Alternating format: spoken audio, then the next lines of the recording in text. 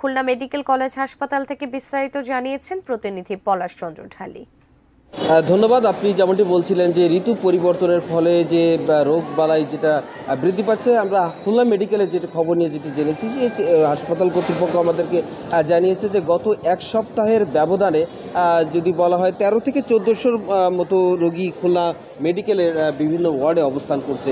এছাড়া প্রতিদিন যে 500-700 রোগী কিন্তু খুলনা মেডিকেলের যে বহির্বিভাগ রয়েছে সেখানে বিভিন্ন রোগীরা বিভিন্ন জায়গা থেকে, শুধু খুলনার নয়, খুলনার পার্শ্ববর্তী অনেক জেলা থেকেই এই খুলনা মেডিকেলে একটু ভালো সেবা নেওয়ার জন্য তারা এখানে এই চিকিৎসা নিতে আসে। তো এই যে তীব্র গরম গেল, এই তীব্র গরমের পরে খুলনা মেডিকেলে হাসপাতাল কর্তৃপক্ষ যেটি বলছে যে খুব বেশি যে বেড়েছে এমনটি নয়, তবে গত 3-4 দিনের যে ডাটা সেটি 10 তারিখে ছিল 1322 জন ভর্তি রোগী ছিল, 11 তারিখে ছিল 1391 জন, 12 তারিখেও 1391 জন রোগী ভর্তি ছিল এবং গত 24 ঘন্টায় মোট 1381 জন। তো দেখা যাচ্ছে যে এই 13 থেকে 1400 রোগী মোটামুটি এই খুলনা মেডিকেলে ভর্তি রয়েছে এবং এই যে রোগীগুলো তার ভিতরে সর্দি কাশি, হাঁপানি, জ্বর, এই ধরনের রোগের সংখ্যাটাই বেশি। গত 24 ঘন্টায় 285 জন নতুন রোগী ভর্তি হয়েছে এবং গত 24 ঘন্টায় মোট 19 জন রোগীর মৃত্যু হয়েছে খুলনা মেডিকেলে। এই ছিল আমার কাছে খুলনা মেডিকেল থেকে এই ঋতু পরিবর্তনের মধ্যে রোগবালাইয়ের